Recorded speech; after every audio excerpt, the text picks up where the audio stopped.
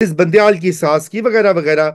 अच्छा, वो सारों ने कहा ये कौन करता है टेपिंग, किसकी इजाजत से करता है? अब गालिबन ये कवर इसलिए दिया जा रहा है कि ताकि मुस्तकबिल की जो रिकॉर्डिंग्स हो, अगर तो ये मसला होता ना नादिया, ये कानून आता कि हमने इस वक्त ऑपरेशन अज़्म इस्तेकाम स्टार्ट किया है और हमें हमें वजूदी खतरा है इंतहा पसंदों से, मिलिटेंट से, तो हम कहते हैं हाँ इसकी सेंस बनती है कि वो लोग जो अफगानिस्तान में राब्ते से हैं या हिंदुस्तान से, जो भी हम हमारी स्टेट इल्जाम लगाती है, उनको हमने ट्रैक करना है तो ठीक है। नेशनल सिक्योरिटी के मकासद के लिए कभी कभी इस तरह की चीजें होती हैं, लेकिन हमें पता है ना दिया कि इस तरह के ब्लैंकेट बैन का मतलब ये नहीं है। उसका मतलब ये है कि आजाद सहाफियों को, आजाद सोचने वालों को, बोलने वालों को और सियासी कुव्वतों को ट्रैक किया जाए, मॉनिटर किया जाए, खसूसन जो इस वक्त जेर अताब हैं एक पार्टी, इमरान खान साहब की। अब मजे की बात है, आपने वहीं से बात की, आगाज की कि इमरान खान साहब ने तो माशाल्लाह खुद ये कह दिया था, और जो उनके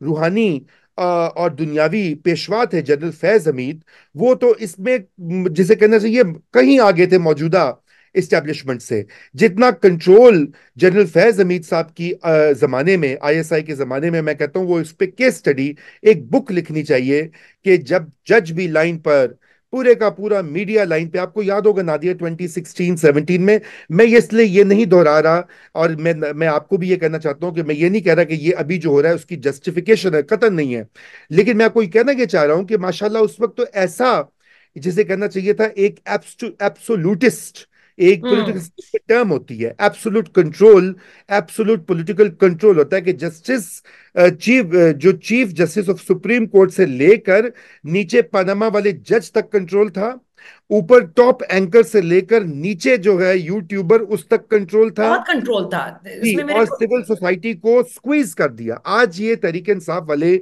शोर मचाते हैं, बहुत सारे हम्म। उनके जुमा के जी सिविल सोसाइटी हमारे साथ नहीं खड़ी हुई, ये लिबरल बड़े झूठे, बड़े गद्दार, बड़े धोखेबाज, इमरान के साथ जुल्म हो रहा है, 9 मई के मुल्जमान को ये कर रहे हैं, they are looking the other way. बात ये कि भाई आपका भी इसमें हिस्सा है, इस पूरे बिल्कुल। गुलशन को उजाड़ने में, क्योंकि अच्छा। पहले चौधरी निसार ने स्टार्ट किया एनजीओ को डी रजिस्टर करना, पकड़ धकड़, हत्ता कि नून लीग के अपने लोगों को, वर्कर्स को, डिजिटल फेसबुक पेजेस चलाने वाले गिरफ्तार हुए। और रजा। उसके मैं ये एक जुमला, उसके बाद माशाल्लाह जनरल फैज हमीद और इनके जो टीम आई पीटीआई की, उन्होंने मिलकर मजीद इसको बढ़ावा दिया। अब हुआ ये कि पाकिस्तान की सिविल सोसाइटी का गला घोंट दिया गया है, वो एक नीम मुर्दा हालत में इस वक्त मौजूद है। उसमें चंद एक आवाजें होती हैं इधर उधर जो कहते हैं फौजी अदालतें अच्छी नहीं है, इट इज वेरी बैड, एक डॉन में आर्टिकल आ जाएगा, एक फ्राइडे टाइम्स में आ जाएगा, दो न्यूज में आ जाएंगे, 4-5 ट्वीट्स आ जाएंगी, उसके अलावा आपको नहीं कोई दिखाई देगा कोई बहुत बड़ा, क्योंकि देखिए। आपने उनको इस काबिल ही नहीं छोड़ा। अगर हम्म। आप उनको, अगर वो आज कहेंगे जी मिलिट्री कोर्ट्स अच्छी नहीं है फॉर एग्जाम्पल, तो वो इदारा आके उसकी रजिस्ट्रेशन बंद हो जाएगी, उसके ऑडिट खुल जाएगा, उसका टैक्स नोटिस आ जाएगा जी।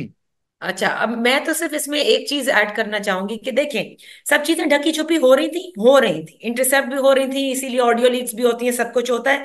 आई वुडंट हैव बीन सरप्राइज कि अगर इसमें कुछ दिन के बाद एक नोटिफिकेशन कुछ सालों में आए, intercept audio calls and make videos.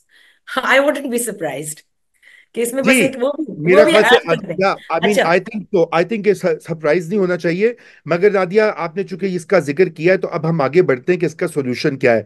इसका नहीं, सोल्यूशन, सोल्यूशन पे नहीं जाएं, रुक जाए रजा, हाँ, leave the solution, because solution तो देखिए निकालना इन्हीं पार्लियामेंटेरियंस को है जो पर इख्तियार में आकर के एक बहुत ही फर्माबरदार औलाद की तरह बिहेव करते हैं। मैं आपसे दो सवाल करना चाहूंगी and then we have very little time left. एक चीज ये कि 9 मई लाहौर के जो तीन अहम मुकदमात थे, उसमें इमरान खान की जमानतें लाहौर की इंसदाद दहशतगर्दी अदालत से खारिज होने के बाद अब सिर्फ इद्दत केस में रिलीफ अगर मिल भी जाता है तो रिहाई मुमकिन नहीं हो सकेगी, ये कहना है साकिब बशीर साहब का।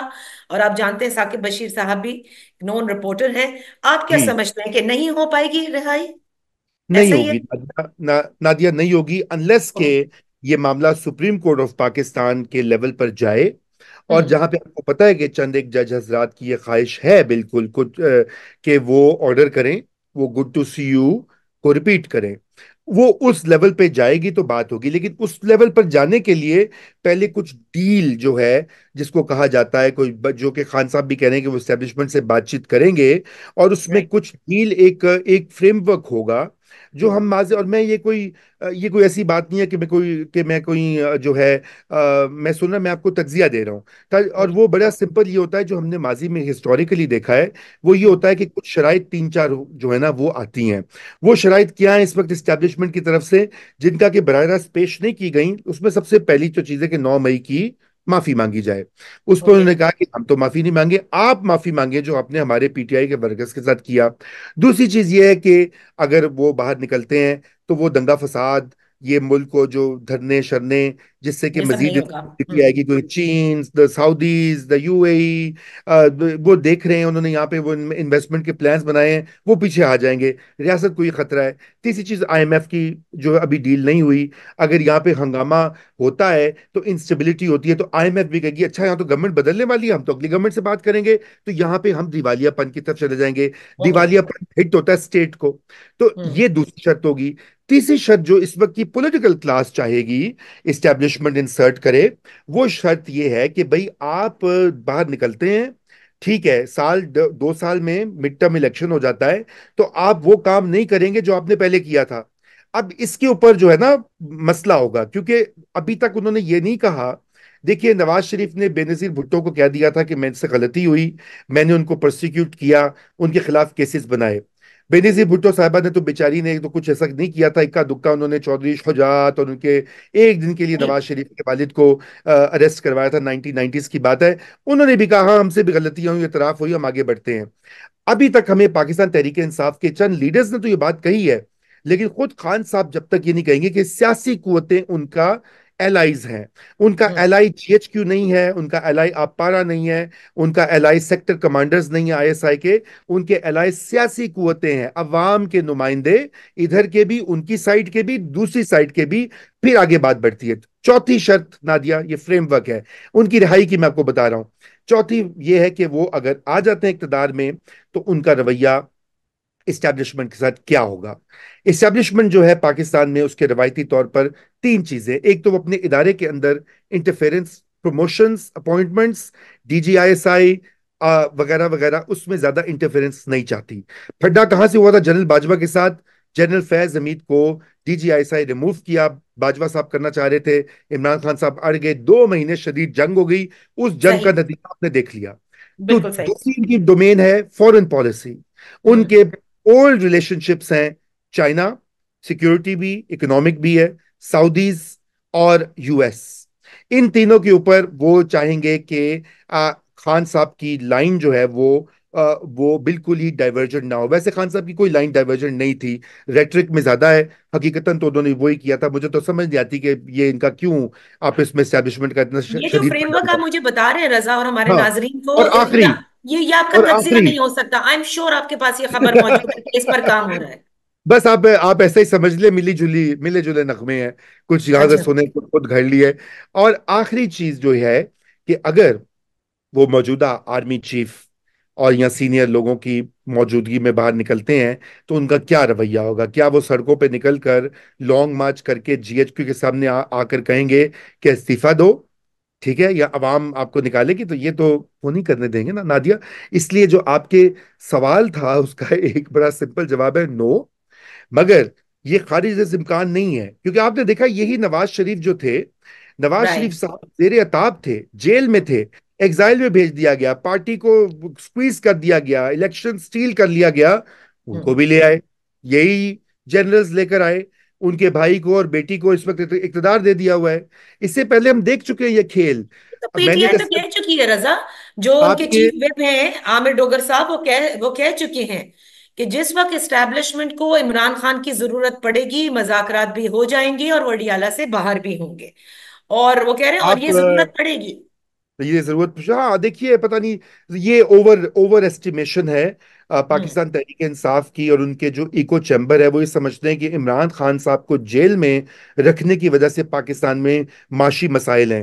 आई देखिए हैव ये टू नहीं, आई एक have to close the show, लेकिन मैंने मुझे एक यस और नो आपसे जरूर लेना है, क्योंकि नाजरीन जानना चाहते हैं। अगर, क्योंकि हमारी आज जो मेन स्टोरी थी वो पीटीआई और सुन्नी इत्तेहाद काउंसिल की मखसूस नशिस्तें, रजा, अगर इन दोनों के हक में फैसला आता है तो क्या, क्योंकि बार बार हम ये सुनते हैं कि martial law is in the offing and can happen any time, फिर क्या होगा? क्या will it be in the off, will it happen? देखिए, यस नहीं, और नो? देखिए, पहली तो ये बात है कि अगर तो ये सुन्नी इत्तेहाद काउंसिल और पीटीआई के हक में फैसला आ जाता है सुप्रीम कोर्ट का, वो एक बहुत बड़ा अपसेट होगा, क्योंकि उससे आईनी तरमीम कुछ तैयार कर रखी हैं हुकूमत ने, वो नहीं हो पाएंगी, उनके पास नंबर्स नहीं होंगे। पहली बात। दूसरी बात ये है कि पीटीआई की पावर बढ़ती है पार्लियामेंट के अंदर, तो फिर पीटीआई की जो अददी पावर है उसके बढ़ने से वो एक बाकायदा पावर में स्टेक होल्डर भी बन सकती है। अगर कल को पाकिस्तान पीपल्स पार्टी जरा से उधर हो, तो ये गवर्नमेंट विल फॉल। अगर ये हम्म। गवर्नमेंट फॉल करती है, तो आपको पता है कि इस गवर्नमेंट के पीछे कौन है और किसका साया और दस्ते शफकत है, फिर वो भी फॉल करते हैं। जब वो फॉल करते हैं, तो फिर आपको पता है, फिर तो पूरा निजाम जो है वो दरहम भरम होके हाउस ऑफ कार्ड्स की तरह नीचे जाता है। और हम्म। उसके साथ आप ये इन्विजन करें ना कि जब ये सब क्राइसिस और हंगामा हो रहा हो, तो सुप्रीम कोर्ट का ऑर्डर वो आ जाए कि खान को रिलीज करो, तो फिर क्या होगा? फिर तो यहाँ पे एक, जिसे कहना चाहिए, एक सिस्टेमिक निजाम की, जिसे कहना चाहिए निजाम की जो गाड़ी है उसका क्रैश होगा। और जब ओके। वो क्रैश होता है, उसके दो ही नताइज निकलते हैं। या तो ये होता है कि आपकी एक पीसफुल इन हाउस चेंज हो जाती है इदारे में भी, पार्लियामेंट हम्म। के अंदर भी, या फिर मार्शल लॉ इमरजेंसी नतीजा होता है। यही दो ऑप्शंस हैं। इस वक्त जो हालात हैं उसमें इमरजेंसी टाइप सिचुएशन को आप रूल आउट नहीं कर सकते। ऑल दो मेरा ये ख्याल है कि नहीं होगा, क्योंकि इंटरनेशनली भी ये कोई अफोर्ड नहीं कर सकता, खुद इदारा अफोर्ड नहीं कर सकता। लेकिन इसको आप खारिज अज़ इम्कान नहीं करार दे सकते, क्योंकि ओके। हालात इस तरह से तेजी से कोलिजन की तरफ बढ़े हैं। ओ, तो